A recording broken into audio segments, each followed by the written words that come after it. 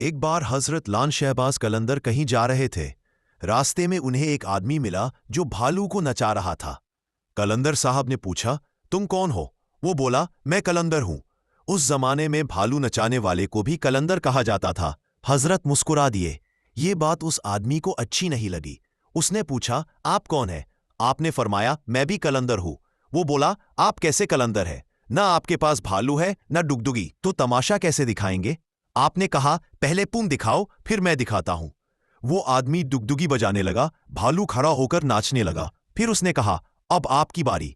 हजरत लाल शहबाज कलंदर दो पेड़ों की डालियों पर खड़े हो गए और बोले, नीचे से गुजर जाओ, लेकिन याद रखना, जाना तो है, लौटकर कभी मत आना।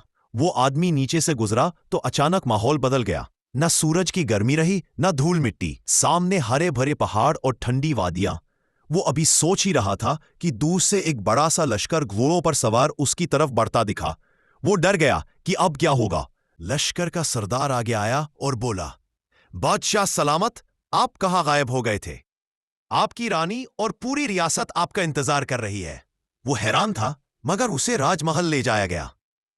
वहां पहुंचकर उसने देखा बड़ा सा महल, खूबसूरत रानी जो रोते हुए उससे लिपट गई। वो नहा धोकर शाही कपड़े पहनकर तख्त पर बैठ गया। सालों बीत गए, बच्चे हुए, राजकुमार बड़े हो गए, खुद वो बूढ़ा हो गया। एक दिन दरिया किनारे बैठा सोचने लगा, आखिर हुआ क्या था? वो वहीं पहुंचा जहां कभी पेड़ थे। पेड़ अब भी वहीं खड़े थे। उसने सोचा, चलो एक बार फिर देखता हूं। जैसे ही वो दो पेड़ों के बीच से गुजरा, सब कुछ वैसा ही हो गया। वही गर्मी, वही धूल, और सामने उसका भालू और डुगडुगी बड़ी हुई थी। पीछे देखा तो हजरत लाल शाहबाज कलंदर खड़े मुस्कुरा रहे थे।